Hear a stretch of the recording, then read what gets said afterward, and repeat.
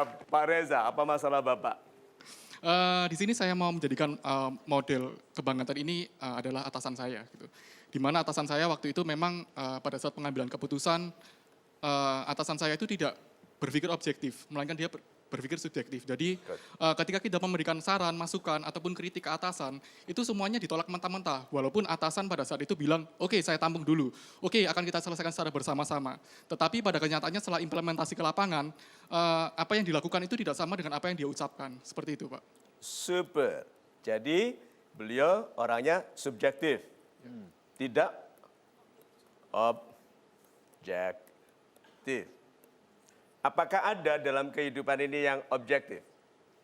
Yang keluar dari manusia? Nggak ada. Manusia ini disebut apa? Manusia? Manusia itu disebut subject.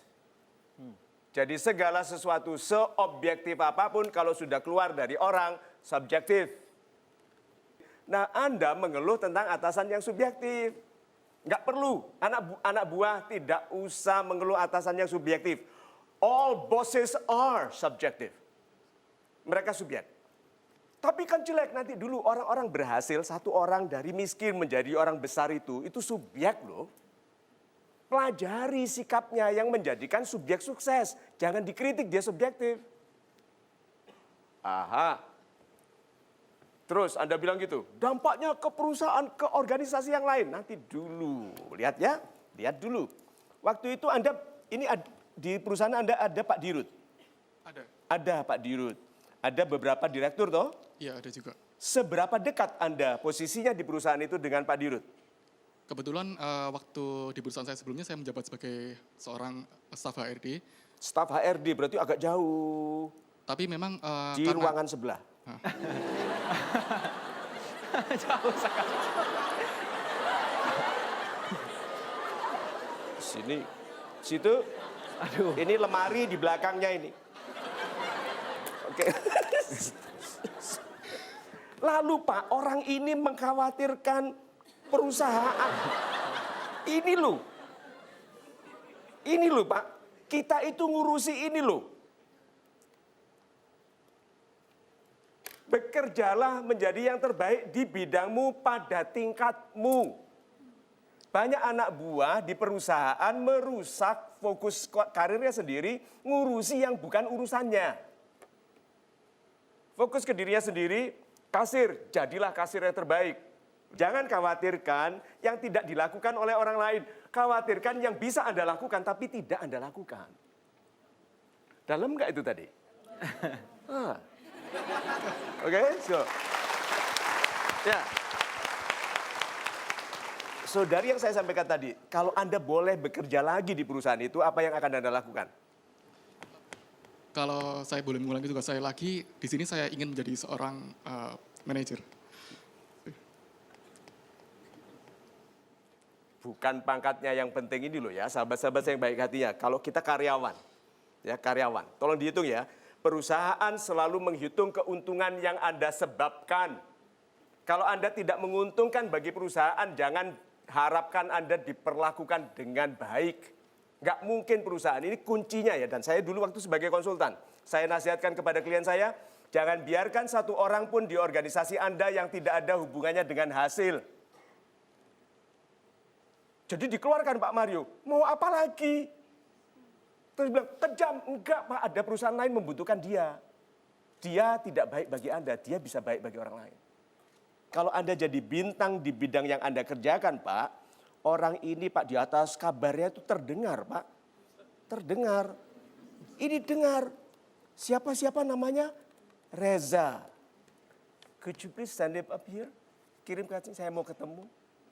Itu terjadi dalam karir saya karena saya dulu berfokus menjadi yang terbaik dalam melakukan yang saya lakukan. Tidak harus lebih baik dari orang lain. Tapi lebih terbaik melakukan yang saya lakukan. Itu nanti dikenali pasti. Tuhan tidak menyia-nyiakan orang yang menghasilkan. Percaya itu. Tuhan membiarkan Anda kalau memprotes tanpa menjadi bintang. Kesimpulannya lagi. Untuk kesimpulannya, di sini tentunya saya ingin bekerja sesuai dengan tugas saya sebaik mungkin. Good. Dan tentunya dari apa yang saya lakukan ini, untuk kedepannya bisa berguna bagi diri saya sendiri maupun orang lain juga. Tadi bicaranya ditahan ya. Itu bagus Pak, itu bagus. Selama ini kekuatannya apinya buyar.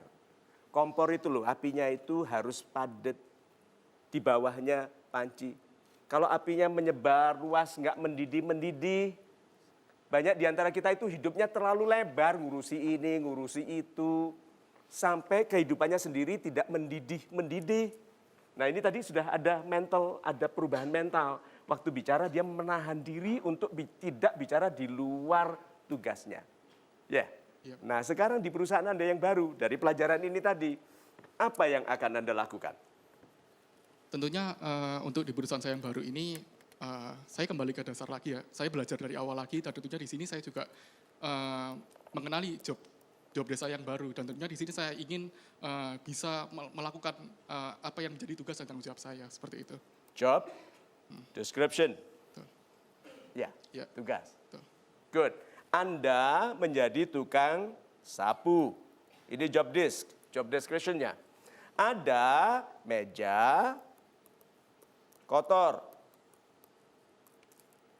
Ayo.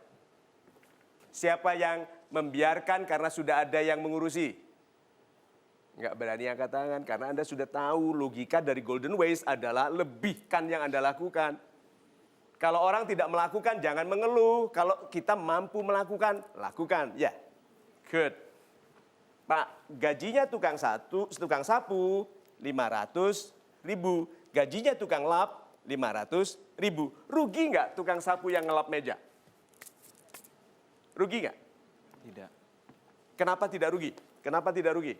Karena memang itu salah satu bagian dari tugas juga untuk menjaga kebersihan. Itu. Menjaga kebersihan, exactly, lihat ya.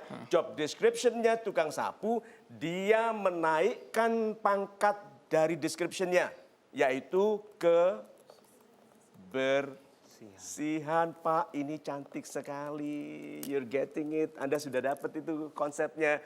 Jadi Anda meningkatkan bukan hanya sapu, sekarang ke kebersihan. Nah itu akan dilihat. Siapa yang akan melihat? Atasan. Atasan. Kalau atasan tidak melihat?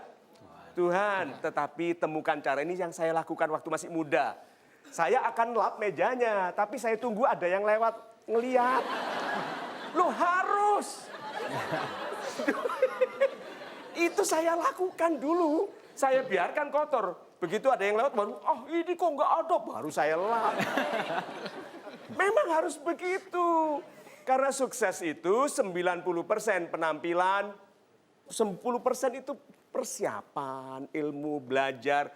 90% of success is how you look. How you look itu bukan hanya yang dipakai, tetapi how you carry yourself, membawa diri. Kalau Anda bawa barang mahal, hati-hati nggak? Terus kenapa bawa diri Anda yang mahal nggak hati-hati? Naik motor, ngebut, miring.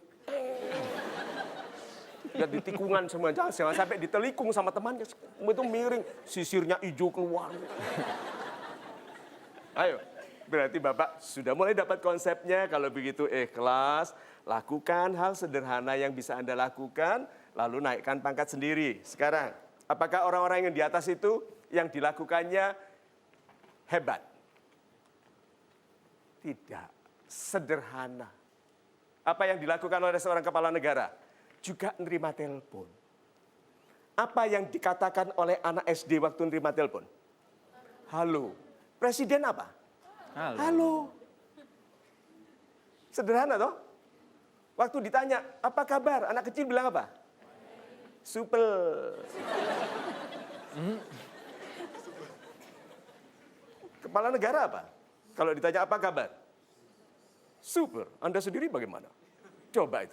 Setiap orang sebetulnya sederhana yang dilakukannya. Nah berarti tidak ada orang itu lagi, aku nggak mau melakukan ini bukan pekerjaanku. Semua pekerjaan sederhana. Hanya nanti Anda melakukan hal sederhana itu di ketinggian berapa. Ngerti maksudnya? Waktu Anda di pinggir laut, di tepi pantai, Anda bernapas? Ya. Di atas gunung masih bernapas? Good, sama bernapasnya cuman ketinggiannya beda. kehidupan ini seperti itu juga sederhana, hanya pada ketinggian yang berbeda.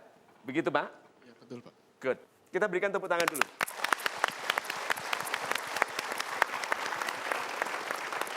Baiklah, sahabat-sahabat super yang ada di rumah maupun ada di studio, tetap bersama kami. Kita akan istirahat sejenak di Mario Teguh Golden Ways.